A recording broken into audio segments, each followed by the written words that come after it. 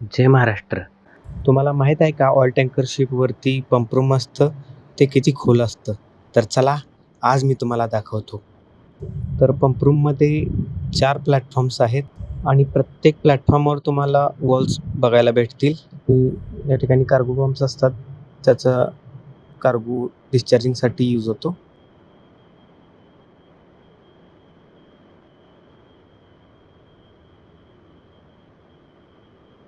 सगळ्यात लास्टच्या प्लॅटफॉर्मला तुम्हाला बघायला भेटेल cargo pumps, ballast pumps, stripping pump, separator tanks, अजून भरपूर सारे वॉल्स असतात त्या ठिकाणी. तिथूनच कार्गो डिस्चार्जिंगचं ऑपरेशन केलं जातं.